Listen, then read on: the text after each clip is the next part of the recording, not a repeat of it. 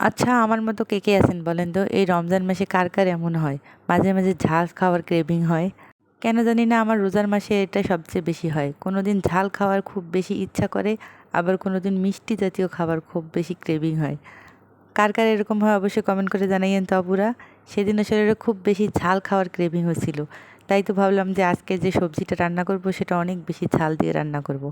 আমার আসলে ছাদ বাগানে কিছু ছোটো, ছোটো মরিচ রয়েছে, সেই মরিচগুলো আমি নিয়ে এসে তার সঙ্গে শুঁট মরিচ দিয়ে এখানে হচ্ছে ঝাল, ঝাল করে সবজি রান্না করছি।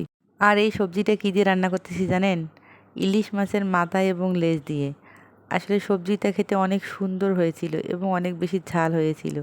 এই যে দেখতে পাচ্ছেন আমি এখানে মিক্সড সবজি নিয়েছি, ফুলকপি নিয়েছি, গাজর নিয়েছি, বেগুন নিয়েছি, সিম রয়েছে এবং আলু রয়েছে। আর হ্যাঁ, আরেকটা কথা না বললেই নয়, রোজার মাসটা কিন্তু চলেই যাচ্ছে। রহমতের মাস আমাদের মাছ থেকে কিন্তু বিদায় নিয়ে যাচ্ছে আবার ১ বছরের জন্য। যাই হোক, এই যে দেখতে পাচ্ছেন আপনাদের সঙ্গে গল্প করতে, করতে আমি কিন্তু সবজিটা কষিয়ে নিয়েছি। এরপরে কিন্তু আমি এই যে এদিকে আবার ইফতারির জন্যও হচ্ছে খাবার-দাবার রেডি করতেছি। এখানে যে ছোট্ট, ছোট্ট যে আনারসগুলো পাওয়া যায়, আমি জানি না এই আনারসগুলোর নাম কী? মেবি মধু আনারস বলা হয়। সেই আনারসগুলো হচ্ছে সেদিন নিয়ে এসেছিলাম বাজার থেকে।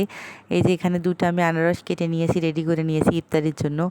আসলে মেয়েদেরকে হচ্ছে ১০ হাতে কাজ করতে হয়। একদিকে আমি তরকারির হচ্ছে উঠাই দিয়েছি চুলোতে, যাতে হচ্ছে পরবর্তীতে আমাকে আর রান্না করতে না হয়। আর একদিকে দেখেন ইফতারিও হচ্ছে রেডি করতেছি। এটাই হচ্ছে আমাদের মেয়েদের জীবন। আসলে আমাদের মেয়েদেরকে যে একসঙ্গে কত কী সামলাইতে হয়, ঘর সামলাইতে হয়, বাচ্চাদেরকে সামলাইতে হয়, সংসারটা পুরাটাকে নিজের হাতে নিয়ে সব কিছু ম্যানেজ করে আসলে চলতে হয়। এছাড়া যারা জব করে তাদেরকে হচ্ছে বাইরে গিয়ে সে কাজটাও সামলিয়ে আসতে হয়। এই যে দেখেন এদিকে সবজি রান্না করতেছি, ইফতারি রেডি করতেছি, তার ফাঁকে, ফাঁকে আবার বাচ্চাদেরকেও দেখতেছি। আমার যেহেতু ছোটো, ছোটো ২ টা বাচ্চা রয়েছে, তাদেরকেও আসলে দেখতে হয় তারা কখন কোথায় যাচ্ছে, কী করতেছে। আমি কিন্তু কিছুক্ষণ আগে আমার বাচ্চাদেরকে দেখে এসেছি তারা কে কোথায় আছে এবং কীভাবে আছে।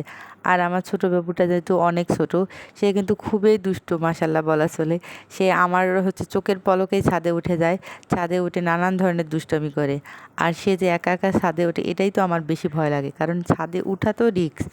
যাই হোক, সবাই আমার বাচ্চা দুটোর জন্য দোয়া করবেন।